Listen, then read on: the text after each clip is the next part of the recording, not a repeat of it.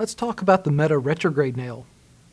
Following along in that 2002 strategy of expanded indications and additional stability, there are 2 points I want to make here.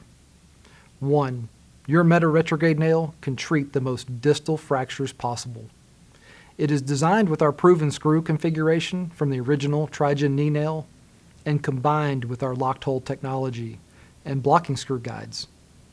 The locked holes give you that stability that is required in those most distal fractures to keep angulation and/or translation from occurring. The blocking screw guides give you the ability to add as many additional fixation points as are necessary, and you are not confined to just 3 screws that are in the nail itself. The second point I want to make is with regard to the proximal end of the Meta Retrograde Nail. The fact that we designed this nail with 2 static proximal locking holes is one of our greatest attributes. It is not something we should be defending, which is something that we often find ourselves doing. 2 static locks are necessary in order to stabilize more proximal shaft fractures, thus extending our indications. Instead of promoting this, we often end up defending it. We need this to stop.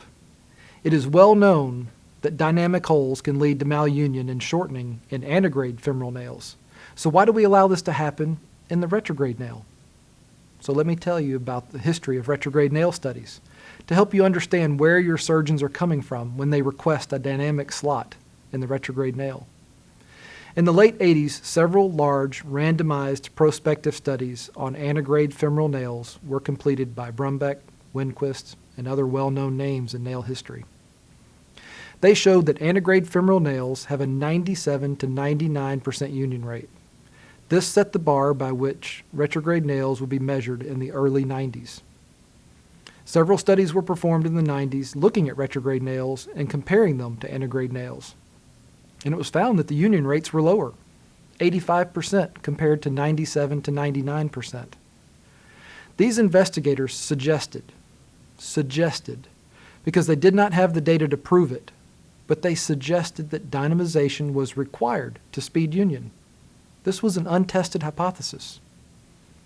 This is what they unanimously suggested. Many of the nails designed after this, including the Retrograde Nail, were designed with a dynamic slot because we believed we needed the dynamization to achieve the same union rate. But remember, this had not been proven yet. So in the late 90s and early part of the last decade, studies were completed investigating this hypothesis of dynamization to achieve higher union rates. Studies by Tornetta, Walensky, and Eagle all proved that dynamization was not necessary to improve the union rate. What is required, what is necessary, is that you ream, canal fill, and statically lock retrograde nails in order to achieve union rates equivalent to antegrade nails, thus putting to bed the theory that dynamization is necessary. So I think what you're up against when your surgeons tell you they are wanting a dynamic slot is that they are referring to these studies published in the mid-90s that suggested dynamization. But please, reference Tornetta, Walensky, and Eagle. Reference these studies and help them understand that it is actually imperative that they ream, canal fill, and statically lock retrograde nails to achieve high union rates. Then take it to the offensive.